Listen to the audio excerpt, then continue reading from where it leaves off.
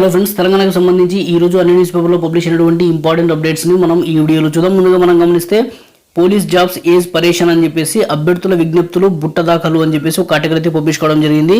ముంచుకొస్తున్న దరఖాస్తు గడువు ఎటు తేల్చని పోలీసు శాఖ నిరాశ నిస్పృహల్లో పోలీసు అభ్యర్థులు అని చెప్పేసి అయితే పబ్లిష్ కావడం జరిగింది.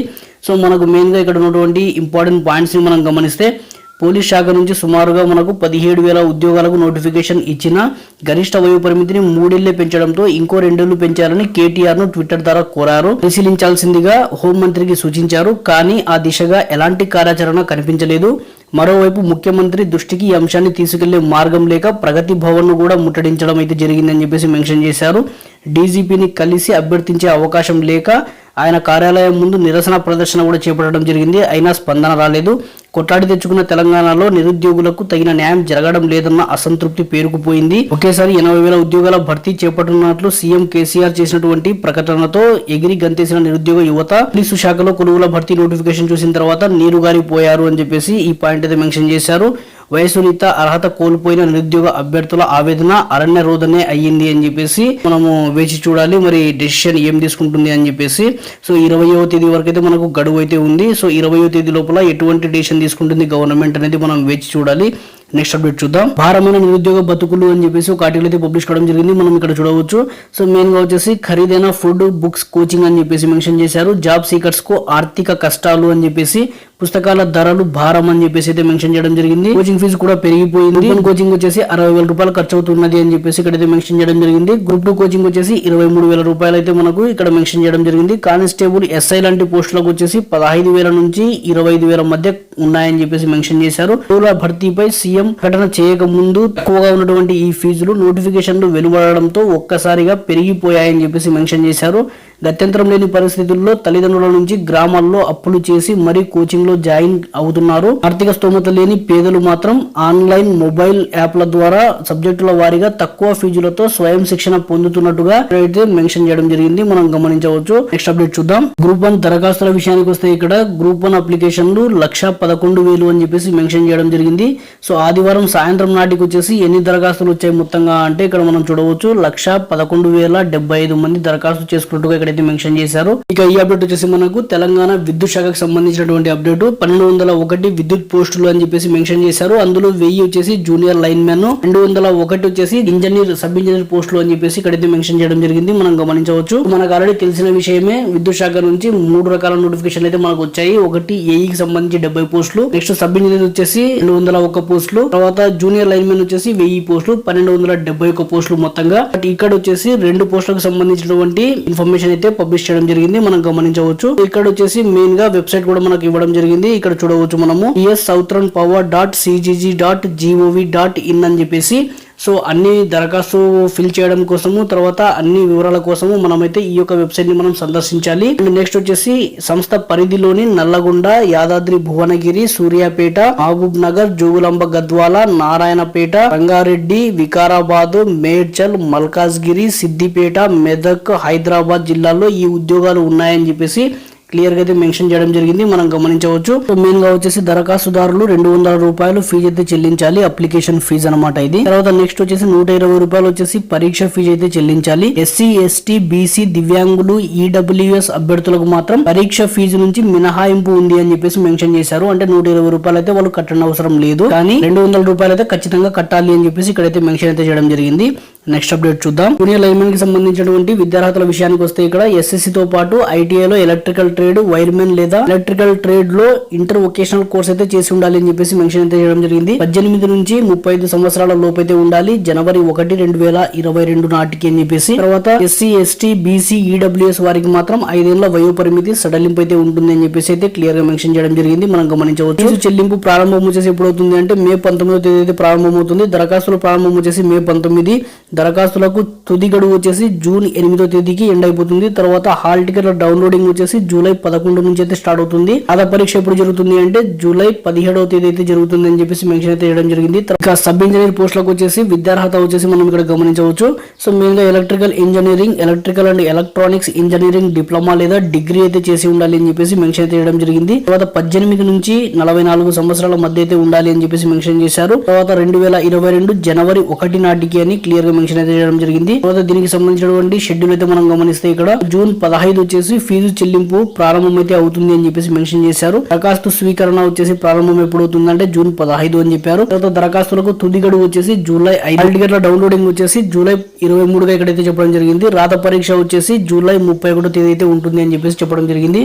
నెక్స్ట్ అప్డేట్ చూద్దాం. టీఎస్పీఎస్సీ నుంచి ఒక అప్డేట్ అయితే మనం గమనించవచ్చు. గ్రూప్ 2, గ్రూప్ 3 నోటిఫికేషన్లు ఒకేసారి అని చెప్పేసి ఇక్కడైతే మెన్షన్ చేశారు. పోస్టులను కలిపి ఒకే నోటిఫికేషన్ సన్నాహాలు చేస్తున్న టీఎస్పీఎస్సీ అంటూ పబ్లిష్ అయితే కావడం జరిగింది. మనం గమనించవచ్చు. మెయిన్ గా ఇక్కడ డీటెయిల్స్ ని చూసామంటే గ్రూప్ 1 నోటిఫికేషన్ అయితే ఆల్రెడీ విడుదలైంది మనకు. సో ఇక గ్రూప్ 2, గ్రూప్ 3, గ్రూప్ 4 నోటిఫికేషన్ల జారీపై దృష్టి సారించినట్లుగా అయితే ఇక్కడ తెలుస్తోంది. అయితే ఏ పోస్టులను ఏ నోటిఫికేషన్ లో కలిపి ఇవ్వాలా లేక విడివిడిగా ఇవ్వాలా అనే దానిపై కసరత్తులు జరుగుతున్నట్లు తెలుస్తోంది. ఈ క్రమంలోనే గ్రూప్ 2 పోస్టులతో పాటు గ్రూప్ 3 పోస్టులను కలిపి ఒకే నోటిఫికేషన్ ద్వారా భర్తీ చేసేందుకు టీఎస్పీఎస్సీ ప్రభుత్వ ఆదేశాల మేరకు సన్నాహాలు చేస్తున్నట్లు సమాచారం అని చెప్పేసి ఇక్కడ మనం అయితే గమనించవచ్చు. మరి గ్రూప్ 2 లో పోస్టులు వచ్చేసి 582 పోస్టులు ఉన్నాయి. గ్రూప్ 3 లో వచ్చేసి 1373 పోస్టులు అయితే ఉన్నాయి మనకు. ఈ రెండింటికి విడివిడిగా నోటిఫికేషన్లు జారీ చేయడం కంటే ఈ రెండు గ్రూపుల్లోని పోస్టులన్నింటినీ కలిపి ఒకే నోటిఫికేషన్ వేయాలని చెప్పేసి ప్రభుత్వం భావిస్తోంది అని చెప్పేసి మెన్షన్ అయితే చేయడం జరిగింది. ఈ నేపథ్యంలో జీఏడీ విభాగం ఇప్పటికే టీఎస్పీఎస్సీకి ప్రతిపాదనలు అయితే పంపినట్టుగా మనం ఇక్కడ గమనించవచ్చు. దీనిపై కమిషన్ అధికారులు ముమ్మర కసరత్తులు చేస్తున్నట్లు తెలుస్తోంది. దీనికి అనుగుణంగా నోటిఫికేషన్ జారీ చేసేందుకు సన్నాహాలు చేపడుతున్నట్లు సమాచారం. అయితే ప్రభుత్వం గ్రీన్ సిగ్నల్ ఇచ్చిన వెంటనే ఈ నోటిఫికేషన్ వెలువడే అవకాశం ఉంది అని చెప్పేసి అయితే క్లియర్ గా మెన్షన్ చేశారు. మరి గ్రూప్ 3 లో ఏ పోస్టులు ఉన్నాయని చెప్పేసి ఇక్కడ క్లియర్ గా మనం గమనించవచ్చు. సీనియర్ అసిస్టెంట్,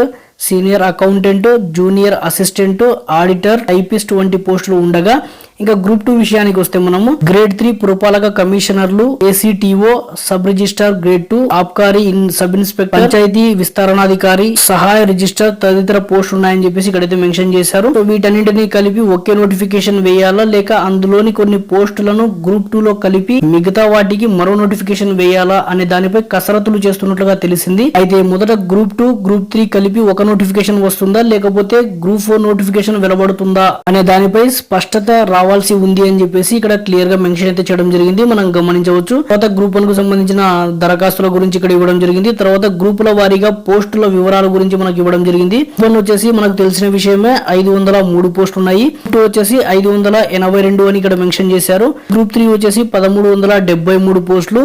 4 విషయానికి వస్తే 9168 పోస్టులుగా ఇక్కడ గమనించవచ్చు. నెక్స్ట్ అప్డేట్ చూద్దాం. కోర్టుల్లో ఉద్యోగాలు 1406 అని చెప్పేసి ఇక్కడ క్లియర్ గా అయితే మనకు ఒక ఆర్టికల్ అయితే పబ్లిష్ కావడం జరిగింది. మనం గమనించవచ్చు.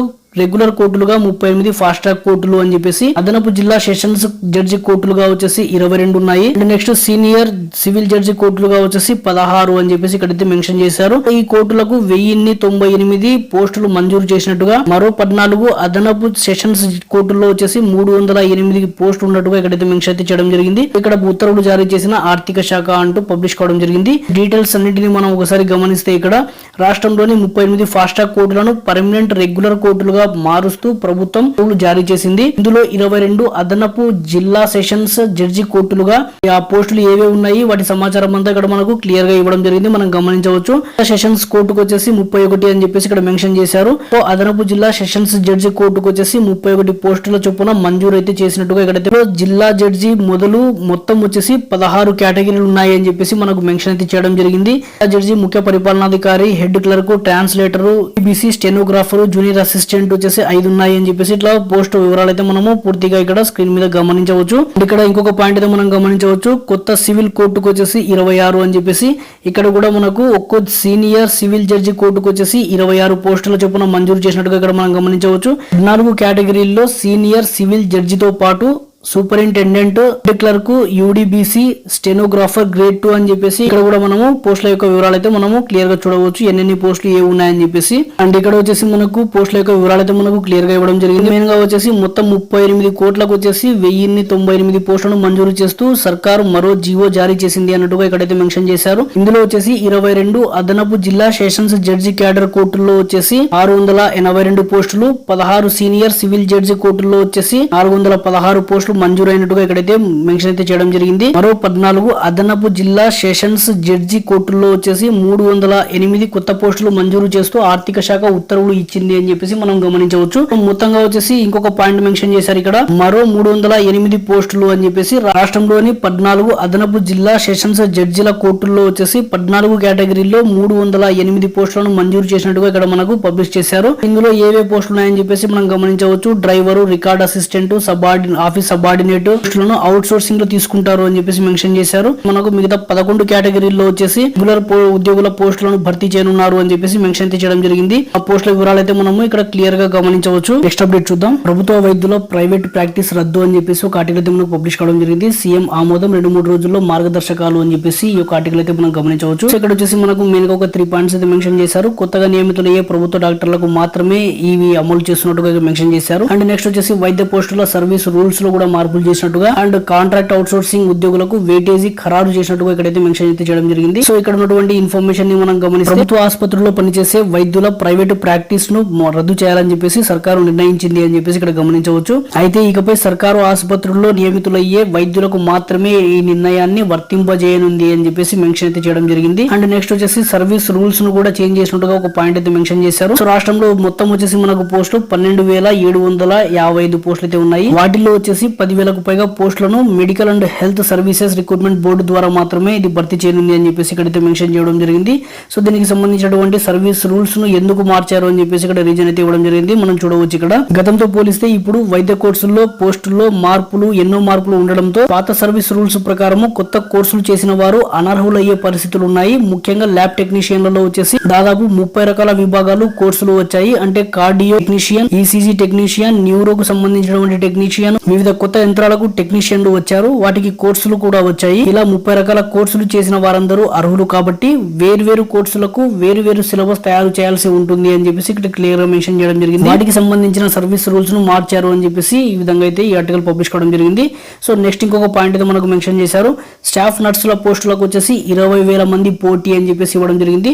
సో మొత్తంగా వచ్చేసి 4,722 పోస్టులు అయితే స్టాఫ్ నర్సు పోస్టులు అయితే ఉన్నాయి. వాటికి వచ్చేసి దాదాపుగా 20,000 మంది పోటీ పడే అవకాశం ఉందని చెప్పేసి అంచనా వేశారు. అండ్ నెక్స్ట్ వచ్చేసి అలాగే 1520 ఏఎన్ఎం పోస్టులు ఉన్నాయి. దానికోసం వచ్చేసి 6,000 మంది పోటీ పడే అవకాశం ఉందని చెప్పేసి ఇక్కడ క్లియర్ గా మెన్షన్ అయితే చేయడం జరిగింది. ఇక ల్యాబ్ టెక్నీషియన్ పోస్టులు వచ్చేసి మనకు 2,000 పోస్టులు అయితే ఉన్నాయి. వాటికి వచ్చేసి 8,000 మంది పోటీ పడే అవకాశం ఉందని చెప్పేసి వైద్య వర్గాలు అంచనా వేస్తున్నాయి అని చెప్పేసి ఇక్కడైతే మనకు ఆర్టికల్ పబ్లిష్ కావడం జరిగింది. Thanks for watching.